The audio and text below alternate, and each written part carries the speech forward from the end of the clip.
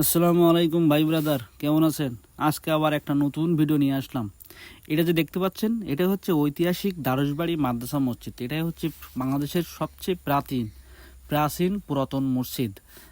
বিভিন্ন প্রত্নতাত্ত্বিক সূত্র মতে বাংলাদেশের ইতিহাসে সবচেয়ে পুরাতন মাদ্রাসা দারুশবাড়ি মাদ্রাসা ও মসজিদের অবস্থান চাঁপাইনবাবগঞ্জ জেলার ছোট্ট সোনা মসজিদ সন্নিকটে।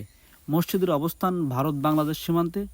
সোনা মসজিদ স্থলবন্দর থেকে মহানন্দা নদীর পাড় ঘেঁষে প্রায় 3 কিলোমিটার বাংলাদেশ রাইফেলস সীমান্ত তল্লাশি ঘাটির অদূরে অবস্থিত এই দখল দরজা থেকে প্রায় 1 কিলোমিটার পায়ে হেঁটে আমবাগানের মধ্যে অগ্রসর হলে একটা দিঘি পড়বে। দিঘির পাশ ঘেরে দক্ষিণ পশ্চিমে এই মসজিদটি অবস্থিত।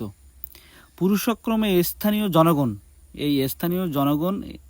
এই স্থানকে বলে দারুশবাড়ি বলে থাকেন। বর্তমানে এই স্থান পরিত্যক্ত অবস্থায় রয়েছে।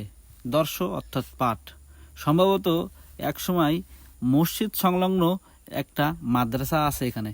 হ্যাঁ বন্ধুগণ, এখান থেকে 150 গজ পশ্চিমেই হচ্ছে একটা মাদ্রাসা আছে। পরবর্তী ভিডিওতে সেই মাদ্রাসা দেখাবো। যাই হোক,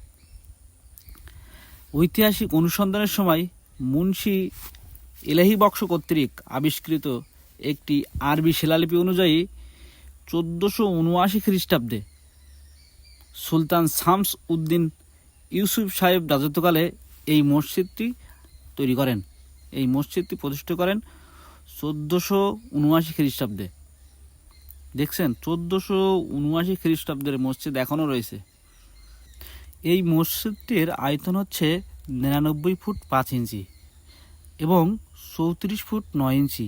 পূর্ব পার্শ্বে একটি বারান্দাও আছে। বারান্দার দৈর্ঘ্য হচ্ছে 10 ফুট 7 ইঞ্চি চওড়া। এই মসজিদের ভিতরে উত্তর এবং পশ্চিম কর্নারে একটা ছাদ ঘরও ছিল, যেখানে মহিলাদের নামাজ পড়ার ব্যবস্থাও ছিল। এই মসজিদটির বাংলার প্রথম যুগের মুসলিম স্থাপত্যের কীর্তির একটি উল্লেখযোগ্য নিদর্শন। কত সুন্দর করে আঁকানো এই দেয়ালে। বাংলাদেশের বর্তমান মিস্ত্রিরা পারবে কিনা আমার মন কয় না। আমি বলি কি, আমার যারা ছোট ছোট ভাই ব্রাদার আছে, বিজিবিতে ভর্তি হও। বিজিবিতে ভর্তি হলে দেশের কোনায় কোনায় যেতে পারবা এবং দেশের সীমানার শেষ প্রান্তে দেখতে পারবা, আর এই সুন্দর সুন্দর নিদর্শনগুলো চোখে পড়বে। অতএব যে কোনো উপায়ে লাভ ঝাঁপ যে কোনো উপায়ে বিজিবিতে ভর্তি হয়ে যাও। ভর্তি হয়ে গেলেই এমন পরিবেশ দেখতে পারবা, পাহাড়ে যাইতে পারবা, বিভিন্ন ঘোরার স্থানে যাইতে পারবা। আর কোনো বাহিনীতে আছে কিনা আমি জানি না।